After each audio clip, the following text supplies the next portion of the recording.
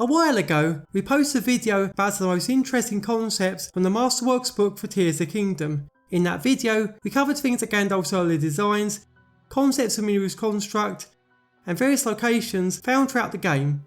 It was an interesting time and made for a video many of you want a sequel to. So here's our sequel. Here are 10 more awesome facts and concepts from the Tears of the Kingdom Masterworks book. Let's go! Starting with an interesting concept for little Frox enemies found in the depths, that being they're meant to have gemstones on their backs like the larger counterparts do. Presumably they're either going to ambush you like these beetle enemies in the 2D games, or to be weak to smasher type weapons like their older cousins were. It's a cute design and one we wish made it in. Speaking of minor design differences, we've also got some unused horn concepts for the Hinoxes too. And these are goofy even by enemy horn standards, like say this humorously hat shaped one. Yeah, looks exactly like a top hat, you know, for those fashionable Hinox out there. There's also a goofy looking gem one too. So not only would the little Frox have these giant gems on their backs, but the Hinox would use them for fashion purposes too.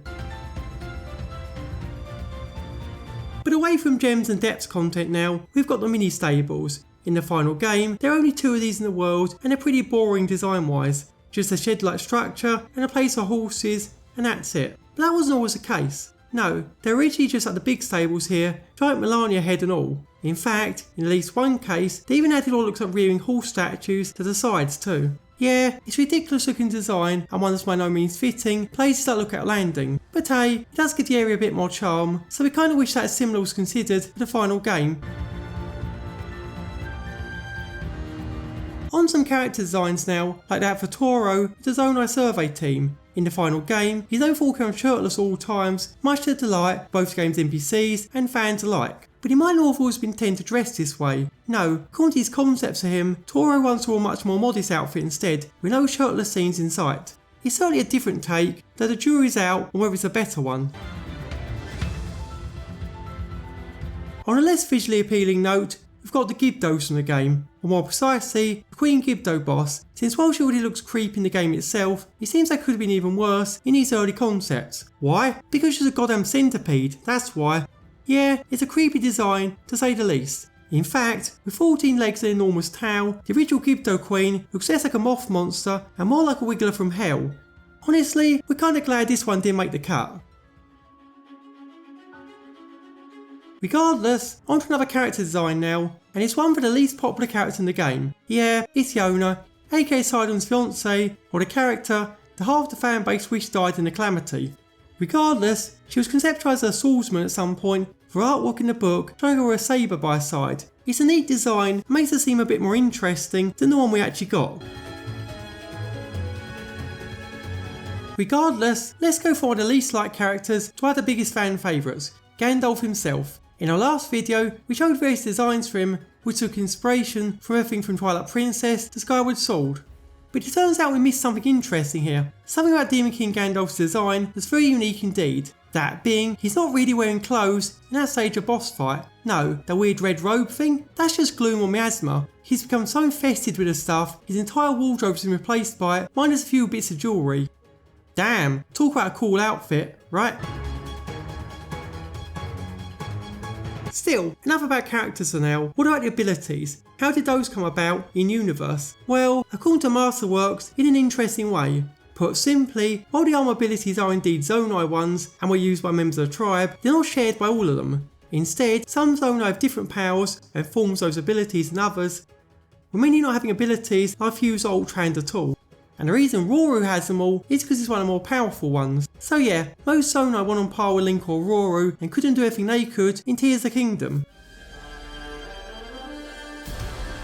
Continuing with the backstory now, we've got a bit of info about the temples too, or more precisely, what they were used for, since while the spirit temple is run by the Zonai and associated with a construct factory, it's never hinted at why the others exist at all. Well, at least not in game anyway. In the book, we get the following. Hebra was covered by clouds and beset by strong winds, so it's impossible to grow any crops there. Zonai worked with Rito to build the wind temple to calm the area down. Elden was plagued by volcanic eruptions, likely as bad as one in Breath of the Wild. Zonai worked with Gorons to build the fire temple to calm down the volcanic activity in the area. The water temple is less obvious, but presumably there wasn't enough water in the area before and it was difficult for the Zora to survive because of it. So they worked with Zonai to build a temple as a water source. Finally, the lightning temple was created to calm down the sandstorms.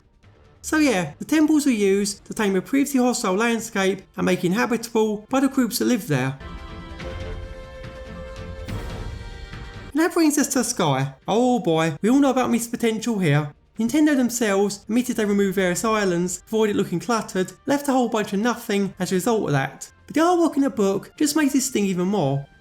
We got forgotten cities, built to floating islands, like in Avatar The Last Airbender. Floating temple ruins in the sky, with little islands, buildings and fountains. Even places with what looks like giant swords or monuments covered with glowing light displays. They're incredible to look at and a million times more interesting than what we got for most of the game. So it's a shame they never made the cut here. Having at least one of these islands per region go a long way to making distant parts of the map feel more interesting, making the sky feel like a place with things to do. Still, those are 10 more awesome concepts from the Masterworks book for Tears of the Kingdom. They're not quite as crazy as the first set since we covered many of those in the last video, but they're neat nonetheless and details were never considered had the book not been available. So yeah, thanks to Livix Bobex for the work translating the book and running an amazing translation project for it overall. And thanks to you guys for watching the video. If you found it interesting, give the video a like, subscribe to our channel if you want to see more, then leave your thoughts in the comments below or over on our Discord server today.